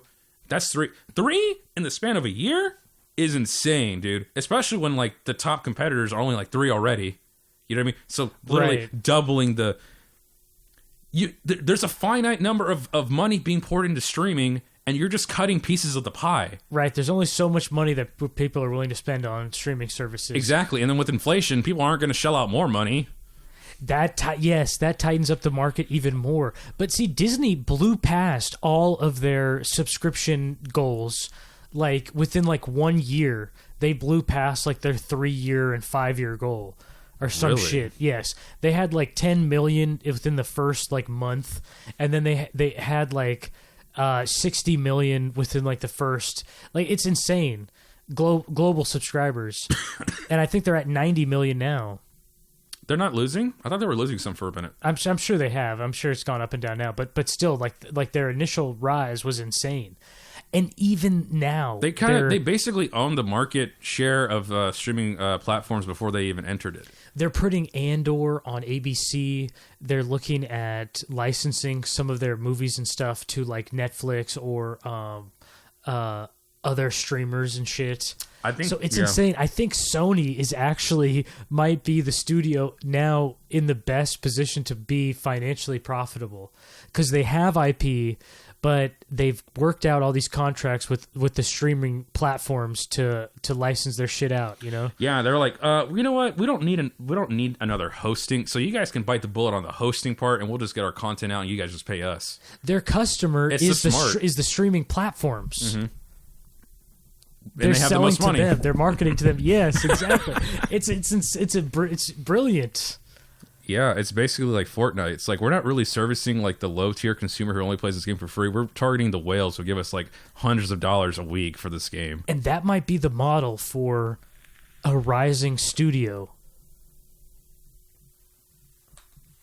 Basically work for the highest bidder, like the PMC, like the OG studios? No, if we start an animation studio and we expanded our production, you know what I mean, where we had like 20 animators working for us, you know, and we could actually like crank out like a movie in like, every year. Yeah, like in like 6 or 8 months, once we have like the storyboard, like the script, and then from You storyboard need like to finish 100 animators. well, I don't know what style it would You'd be. have to make them all working simultaneously, basically. But yes, then you would basically produce your own content and then license it to streaming platforms. Yeah, dude, you'd basically be like a private military at that point, dude. You're just like, all right, look, I don't give a fuck about who makes the most money here, who's going to pay me the most, and you get my shit. You get my services. It's basically capitalism at its finest, which I agree with. It's basically being a free agent studio, but you bite the bullet on the initial cost. It's kind of what Blumhouse does, but they're proving ground. But here's the thing: see, with Blumhouse, they actually go to theaters. So if a movie has a big opening or makes a lot of money in theaters, then they can charge more for the license. Blumhouse has streaming to be license. Okay, this is going to be a little rant on Blumhouse. Blumhouse has to be the best, or not the best, the smartest studio I've ever seen in the world. They have the best model, yeah. They have the best model. They only ever put up $15 million of their own money in house, and some people will I think pitch, $5 million. something like that. Yeah. But they'll get like investors and shit. They get like other studios to kind of pitch in. They did that with Halloween, I think. But That might have been their biggest budget one, actually. yeah, totally. But they make like double or triple their budget every time. Mm-hmm. Like every time, and that's because they captured the horror audience perfectly. But the margins They made are the most lower. mid-commercial horror movies. Well, But no, the margins are higher, but the overall is lower. You know what I mean? But I mean, like, the total money that you're making. If you're only ever spending like $15 million on a movie, that's where you want to live, baby. That's where you want to live. I mean, that would be awesome, but I feel like there are a lot of movies is there a lot that come out in theaters that are that? Well, the only ones that are getting made that people will trust is a horror movie or maybe like a thriller. But I think horror movies are the only movies that can work on such a low budget. Well, no, you could do a drama. Yeah, but they're not as no one's gonna interesting. see But they're it. not as interesting as a horror movie is. Though. Right. They offer another layer of roller coaster Of intensity. Of intensity, right? Yes. So I think that's why I love horror movies so much, dude. I think you get the most bang for your buck, really. I think the John Wick movies, they're not that cheap, but I think they're like maybe like 50 they're million. nowhere near they're not $500 million like fucking Avatar. They're maybe 50 million, I think. They're pretty cheap. And yeah. I think But see, that's riskier because 50 million is a lot more. Now that's a higher bar to clear. But you do need to make some serious box office now. like 200,000. I mean, 200 million, quarter bill. Yeah, 2 to 3 times. That's tough, but that's doable. But yeah, it is more with like doable. a Keanu Reeves movie, an action movie. If you have a decent they're action action star. movies. Yeah, they're pretty decent action movies. Yeah, I wish there were more. Somebody would do something more like that, where it's let's get that's what I think the future is. If cinema wants to survive, if cinema wants to be relevant, if the movie theaters want to persist as a cultural force, they need to stop focusing. Like studios need to stop focusing on trying to make the billion-dollar movie every time and start focusing on more lower budget films that attract more audiences. So just it literally boils down to spending less money on bullshit and making better movies, and the consumer wins. I think that's the way to go. Well, I think the Blumhouse model is the way to go. No, yeah, but you target a niche audience where we're only like you're not going after like everybody. You're going after the horror fans or the thriller fans or the action fans. I think it's still like everybody though. I think it's still everybody because you're not like you want to cast as wide a net as because possible. you're not getting like majority of children. You know what I mean? With the horror movie, yeah. So like sure, but you're getting like preteens, teens, adults, young adults, and maybe people in their 40s. 3-quadrant movie. Yeah, it's not as profitable as say as kids movie would be like our Marvel movie. And let's just be honest, like they're kids movies, but I would love to see more small mid-range movies but high concept. Totally. Where it's like A24 does it pretty well. They're doing a good job. Or remember they did that one movie where it's like, oh, he's in an something happens where like nobody remembers the Beatles. Mm-hmm. Everything's the same, but like that's a pretty high concept. But not like a giant budget, it's like a rom-com, basically. I kind of want to check that out now. I like the Beatles. I mean, the movie didn't look like amazing, and I heard it wasn't, but like that kind of thing. Those kind of movies don't have to be amazing, though. Or M. Night Shyamalan. And honestly, almost by nature, their very nature, they can't be amazing. Well, maybe they could. No, they could. Like M. Night Shyamalan type stuff. Those kind of scripts where it's like a really cool horror vibe movie. What is the last movie that did that for you? Or it's like a mid-budget movie that went to theaters, made a decent budget, and was critically received by like everybody. Like I'm trying to think of one. Whiplash. Oh, okay, yeah. I think that Birdman? I think that did decent. Birdman was kind of like that. Yeah. What's another one? But Birdman probably was a little Wolf bit. of Wall Street. That couldn't have been more than like $80 million. I heard even Jonah Hill took a pay cut. Yeah, I mean that's a serious budget. That's even more niche though. I wouldn't say that's low budget though, but it's Dude, there. when the typical budgets of movies is like 200 million, 80 million is like it kind of feels like an indie movie at this point. Well, even that range is rare because normally you're like 100 million plus or like 50 million and under. So like the you know what I mean? The mid range is just not heard of. Like that Wolf of Wall Street type movie, or like maybe like a Babylon type movie, like a big budget crime movie like Heat. What do you think? What do you think the something. budget of Barbie is? Probably $100 million. For what? For what? Well, I didn't see the trailer. So is there a bunch of CG? No. Are they toys or what? They're just people. They're just the character. Like they're basically playing. So what it looks like is like it's like Barbie World. Yeah, live action Barbie movie. Oh, okay. They're so just, like they're just playing the characters of the toys. Like you know, like Barbie's a character. You know, she's like she has some lore. Okay, you know what I mean? Okay. So it's kind of like that.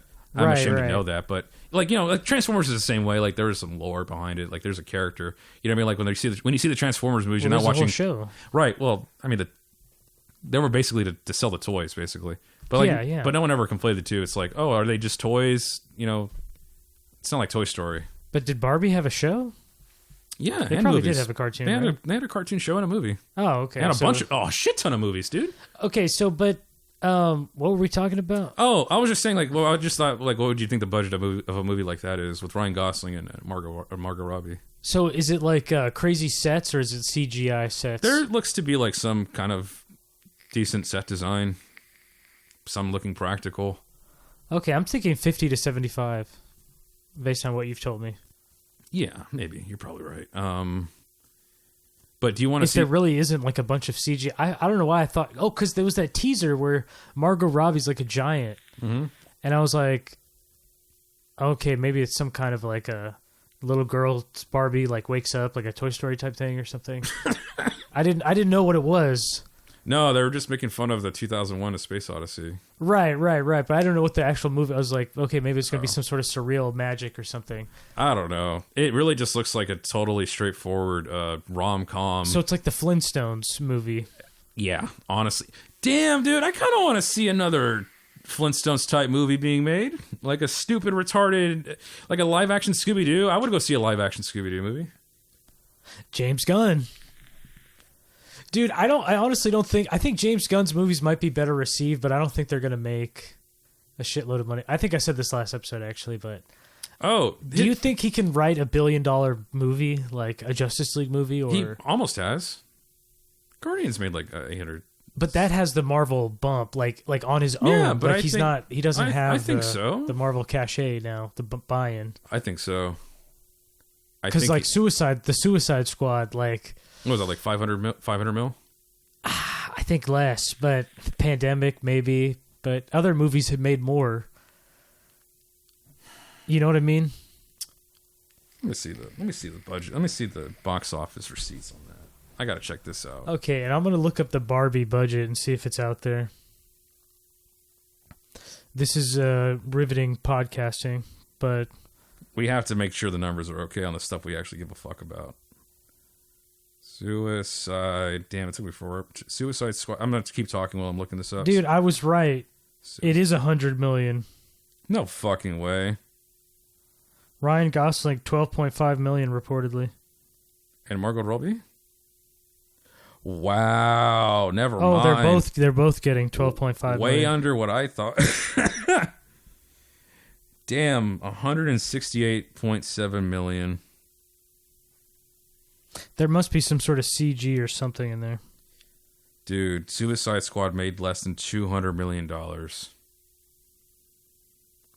The Suicide Squad? Yeah. Oh my god. So it might have made even less than the OG Suicide Squad. No, yeah, I think it did. The original actually did decent. Like it has fans. I mean, the Margot Robbie's what's her face was pretty popular. I gotta see the box office. I'm sure that one probably made 400 million. Suicide I'm guessing. Squad box office. What year did it come out? 2016, I think. All my friends are heathens. Let it. Dude, it made $746 million. Dude, it's the Joker bump. Everybody wanted to see. Does the Joker always get a bump? I think so, dude. Yeah. I mean, Joker, Joaquin Phoenix, $1 billion. Like, people love the Joker. He is the totem of our times. We live in a clown world, and he is our mascot. Oh my god, he is.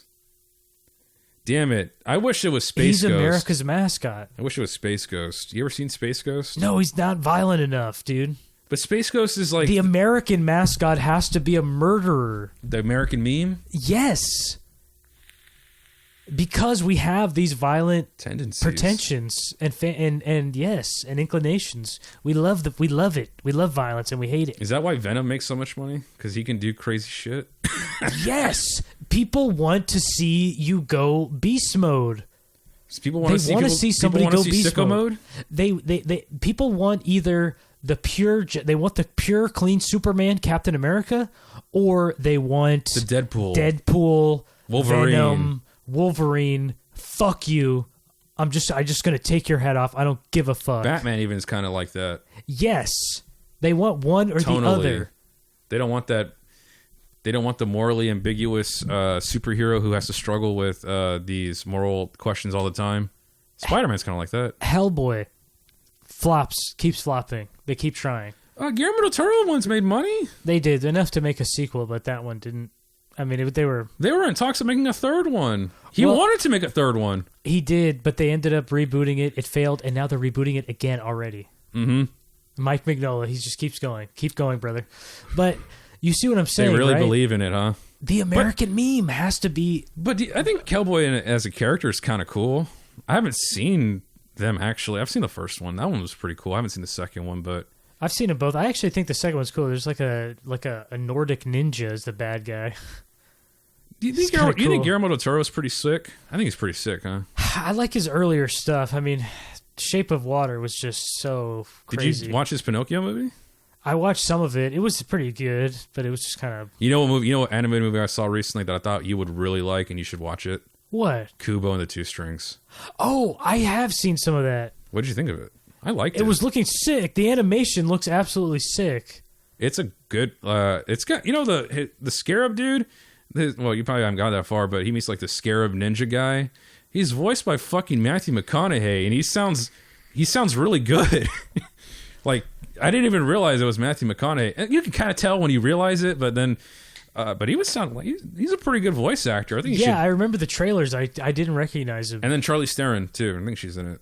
Or is it? Yeah, it might be her. She's pretty good. Pretty good. I need to finish it. I haven't finished it yet. They did another one where First Man or something, Primitive Man, where it's like Zach Galifianakis is like the. Oh yeah. Yes, dude, that one looked pretty interesting. I haven't seen it. It almost seems like British. That's like Isle of Dogs. I haven't seen Isle of Dogs. Like dude. Isle of Dogs. It's like almost like some sort of French art house of movie storytelling. Yeah, but you know what? I do like Fantastic Mr. Fox. That's a good movie. That movie is cool. That movie's very cool. But this is not okay. This is actually, I think, going back to Studio Leica. Coraline's pretty. I saw that recently, and I thought, dang, this movie is pretty freaking good. It's pretty good. Which one? Coraline? You know, the Dakota Fanning, the cat. Keith David is the cat. Voice acting's pretty good. The animation's pretty good. The story's pretty interesting. It's not like super like always like 100%, but it's like, yeah, you know, I'll throw it on like Halloween time. It's got a good atmosphere. That's what I like about those animated Studio Leica movies. Really good atmosphere, dude. Fantastic. Yes, like the way that they know like the cinematography and lighting is amazing. Maybe it's because they have a physical, like it's real lighting.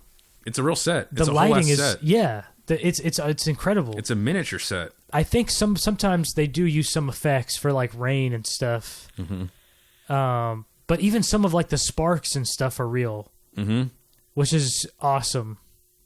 They go all out, dude. I would, dude. If you could hire them to make a movie, would you? Yeah, or Dan Harmon's company. What company? Sideburns. They did a movie for David Lynch or some shit. They did Really? a claymation movie. Yeah.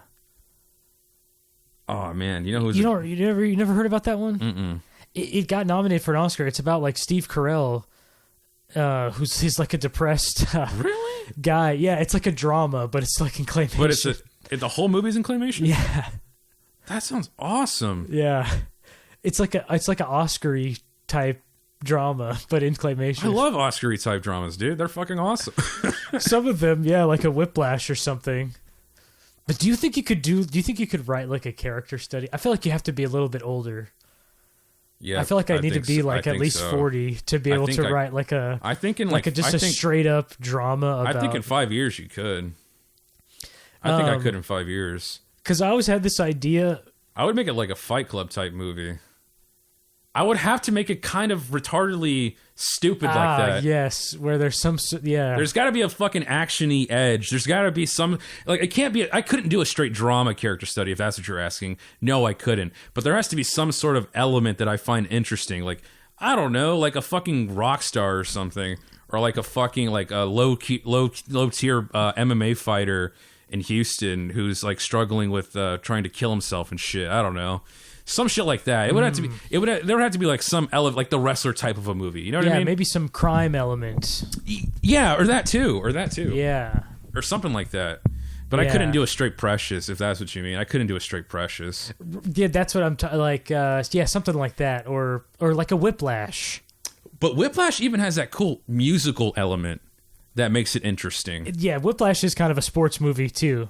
Exactly, like you're saying, and then with the MMA fighter. and then even Birdman has like a gimmick, the one shot, and it's kind of like a pseudo storytelling of Michael Keaton. The meta-ness of it is kind of like that gimmick too. That's structurally a sports movie too. But yeah, because totally. it's about him getting back in the ring and regaining the title, essentially getting the belt back. You know, that's essentially what he's trying to do. I guess what we're saying is, I think the best action, the best dramas have action, but see, to me, like, I don't view action as like violence per se. I view action as like a intense, emotive sequence of events. You know what I mean? Have you seen any Aaron Sorkin stuff? Yeah, like Social Facebook Network? Yeah, the Facebook movie. What do you think of that? It's awesome. I love it. You do? Yeah, I like it. It's good. Okay. There's a lot of nerdy shit. It's weird, but it's dramatic enough. It's dramatic enough. It's Kardashians enough for me to like it. But okay, because that's not how it played out. You know Let's why, be real. You know why you like that? Because I've heard Aaron Sorkin say that, like, oh, he looks at conversations as like action scenes. But they have, dude. That's true though. Like even like a No Country for Old Men. Or no, he may have said like a sword fight. Where it's like they're doing moves, you know, they're doing attacks. There has to be some. They're doing parries. So basically, like if there's an element of conflict that's being conveyed perfectly through dialogue, to me that feels actiony. That's an action. You know what I mean? Or, well, there's a good back and forth going on. Yeah, it almost totally. feels like That's why I like Once Upon a Time in Hollywood so much. It's a meme fight. Because I know it's slow, quote unquote, but I always felt like there was some level of conflict trying to be put on display, or there was some element of confrontation or aggression. Well, the best scenes, like when he's talking to that old guy in the bed, and you don't know what's going on. There's just really tense, you know. Or when he's talking to the hippies about who, you know, who slashed his tires? Slashed his tires, yeah. That's my boss's car. You know, yeah, when there's a conflict and stakes and stuff. But, I mean, Yeah, I would probably. I mean, when I think of a drama, I always think about like, oh, it's got to be about the human condition, right? Mm-hmm. And so, But that's like action too. If it's good, if it's a good action movie, it's about the human condition. All good stories are about the human condition. well, I think you could make a decent character study with just a straight up action movie as well. Maybe. I'm trying to think of like a good, if there is a good one. Spider-Man 2? That's a great character study. That's an action movie. Yes, but The Dark Knight? maybe more character focused. The Dark Knight? Maybe The Dark Knight is like the closest to it. Yeah. Or I would even say Spider-Man 1. But I'm trying to think of like a lower. No, this is. I'm talking like a lower budget version. Oh, okay. You know what I mean? John Wick 1, kind of. Right, something like in John that. Wick 1. Something on that scale. It kind of has a more independent feel to it. It has a more character. It feels like more, this is him working out his loss or whatever. It feels like the most. It feels the most like a movie, and the rest of them feel like the Hollywood sequel. You know what I mean? So like the slightly more hollow sequel. I would say kind of a character study that's low budget. They exist. Maybe something like have you ever seen The Gray? Mm-mm. Oh, that's a great movie. Yes. What about The Revenant? And that was the other one I was going to say, The Revenant. What about would you say maybe character study low budget? Would you say maybe? But actually, The Revenant, not a lot happens because he doesn't interact with that many people, so it's literally mostly just him struggling alone, which is kind sort of like a castaway type of a thing, you know. Mm-hmm. I think it's possible, dude. I think we could be the ones to maybe crack that code once again and show the world that, hey, you don't need to be the $1 billion Disney movie to succeed. Be good. Make good art. Yes, I think I've got it. Okay. It's a protagonist, depressed, dead-end job, ex-convict, ex-drug dealer, right? Can't get a good job, paycheck to paycheck, smoking weed every day, jacking off. He's the classic depressed millennial, okay? Mm-hmm. Maybe gaming, totally bored of everything, no friends. And then he gets recruited by an agency. CIA op? To turn him into a sleeper agent? The perfect weapon. Oh. No, yeah, an agent of a private military company. What if it's like, okay, what if like, same thing, same premise. I don't have anything. That's actually kind of cool. That would be kind of interesting. I would see that movie. It sounds like an Upgrade type movie, but better, with like more low key action sequences happening maybe throughout the city and alleyways and stuff like that. Maybe him being chased by CIA operatives. I'm thinking about a whole training sequence in a compound of sorts with other people like him. Yes. Okay. I'm thinking, dude, how did you know? It's obvious, nigga. Okay, well, the real idea, because I was the real idea for kind of a low budget. It's the same premise as this Netflix movie with Ryan Reynolds that Michael Bay directed. But that movie sucks. But it's about a rich guy who hires like a team of different skilled people. Does that actually happen in the movie? What I just said? Yes. So there's this, but this was a little bit different. So in this one, there's a janitor. Remember I told you about the janitor? Yeah. They stole your idea? He has a mysterious. No. This is my version. Actually, I stole this from a South Korean movie. Okay. But he's a night janitor. And you see him maybe save like somebody from a mugging, and so you get a clue that he's maybe trained. There's more to him. Yeah, he has some level of competence in hand-to-hand combat, more than a regular janitor would. But Act 1, day to day, he's kind of depressed and lonely, and then an old Indian man comes to him and offers him a job. And then he does go to a compound where he sees like other people training, the whole command center, and it's a rich billionaire who was a former worked for a logistics company, like international shipping, and then found out that they were doing crime.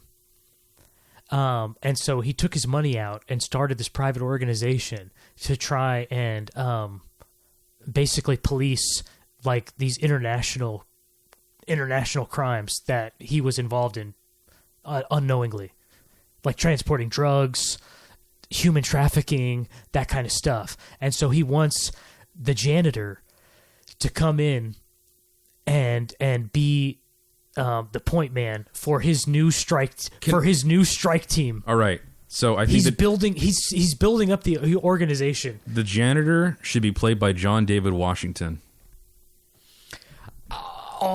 Yeah, I was thinking something like that. John David, like someone kind of low key, someone kind of unassuming. Yes. And I think John David Washington is at this point in his career, and I think if this movie was being made now, it would be perfect for him, the perfect John David Washington vehicle. And he's like, so how'd you know how to find me? He's like, oh, you could never clean your trays. And it's played by, the Saito from what's his name? From Inception? From Inception. He'd be the guy. Come on, dude. Oh, man, I imagined him an Indian guy. All right, wait. An old Indian guy, like one of the guys from... okay, you know the guy, the Indian guy from The Amazing Spider-Man? The Amazing Spider-Man. The first one? Yes. In what? Oh, right, yes. Him. That handler guy, yes. Yes, him. That would be him. Oh, that's fucking awesome. Because I want him to have a little Indian accent, because he represents God. He represents God calling him to action. You know what I mean? Calling him out of the wilderness, Abraham style. And he's like, you've got potential, but it's time to leave where you're at. And so he invites him to the compound. And so like end of Act 1, like he's joining and they start prepping him for their first mission. Because like he's built out this facility, he's hired 2 other people. So there's a female sniper, and then there's another big muscly guy who's like taller and buffer than our main protagonist, Henry Cavill. I was almost imagining a guy who looks like Johnny Knoxville or something.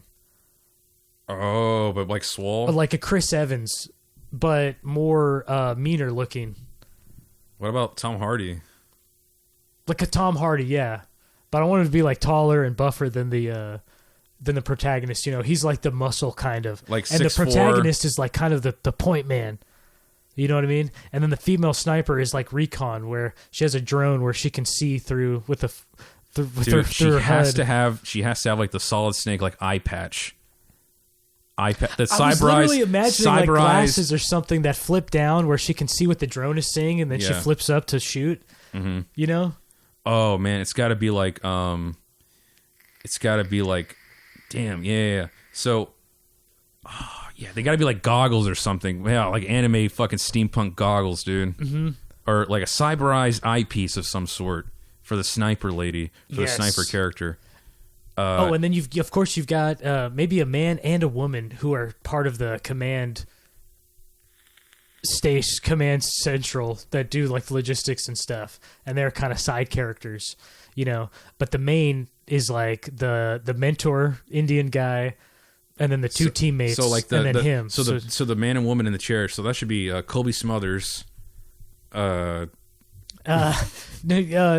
just get the same guy and girl from Jurassic World. They're a little comic relief, office worker background characters. Your autocons, if you will. They got to be anime. They have to be like anime weebs, dude, or something. They have to be like otakus or some sort. They have to have like little anime patches on their lab jackets. I want to give them a little backstory where one or both of them were like working in Silicon Valley or something, and this guy asked them if they want to do something important, but he can't tell them what it is. You know what I mean? Maybe they worked for like a Twitter or something. Yeah. Social media company. And he was like, man, I was just tired of racking up likes. Tired of just maximizing likes, I got tired of using algorithms to shape public opinion, so I decided to do something that matters. I finally asked myself, what do I like? I was always trying to figure out what everyone liked, but never asked myself. What do we use, like a deep philosophical like conversation, like, I had the entire world's preferences in the palm of my hand. But now I never ask myself, what do I prefer? I never decided for myself. It's got to be like an anime style fucking conversation. His name should be like, dude, what if I'm dying? That would suck, huh? We're all dying. That's true. It was. Don't worry, dude. You're not alive right now. Oh, that's true. That's also true. It's just the energy passing through you, man. All right. You just get to have the experience. Okay, sure, dude. Yeah, whatever you say. The sniper, dude. What about the muscle guy? Oh, so what does he have anything cool? The first mission is they're infiltrating a hideout in Thailand. And like when they fly to Thailand, I want to feel like you get them on the plane doing the logistics. It's kind of like a little heist type of a thing, and that happens like in the second act. Pretty soon. And then basically the bad guy, there's like some sort of villain that's onto them and kind of fucks them over, and he gets stranded in another country in the second half and has to like find his way back, regroup with the other people, and take down the supervillain space or whatever. There's got to be find the supervillain. There's got to be like cool sub villains, dude, that they have to fight through. There's got to be like a cool sort of like well, yeah, there's a henchman that you see at the first base who escapes. You know what I mean? And then later on, he's the reason why that they find out about. Dude, I'm talking. There's got to be a cybernetically enhanced like a sub villain that they have to fight, named like something stupid as fuck, like grapple arm. Okay, I was thinking, what if they have an experimental, almost like a more smaller version of the Edge of Tomorrow mechs, where it's like a soldier suit, but more like an exoskeleton with weapons, and it kind of gives you enhanced strength. You know what I mean? Mm-hmm. And maybe it's gas powered. It's got weapons. Maybe it's got a flamethrower, but essentially the same thing, but a little more grounded. Like an Iron Man Mark I suit type of deal. Almost like that, but a little more sleek, a little more realistic, where it's an exoskeleton. Like it's not like a full on bulletproof suit. You know what I mean? It looks a little more realistic. Maybe with some sort of helmet device on top of it, though. There should be a helmet. Yeah, maybe they have a hood. Yeah, for aiming and like stuff. a visor of some sort. Yeah. That'd be pretty sick. Dude, I would like to design something like that. That'd be fucking sick, dude. Oh, you should. Well, dude. You want to write? I think, yeah. Oh, shit. We're almost at 2 hours. No way! Yeah. All right. You have anything to say to leave the class with? Look, I know things are looking bad out there, but just be happy, dude. Yeah, just remember you can't do anything about it. Just accept it, and do the things that are going to be fulfilling for you. You know what I mean? You have to choose life. When you're only surrounded by death, you must choose life. Yes. Get a hobby, clean your room, get a hobby, and hang out with people. Play a really good video game that has like good philosophical messages. I'm not even kidding. Play Death Stranding. Yeah, honestly. Damn, that's a good game. All right, we're out. All right, dude.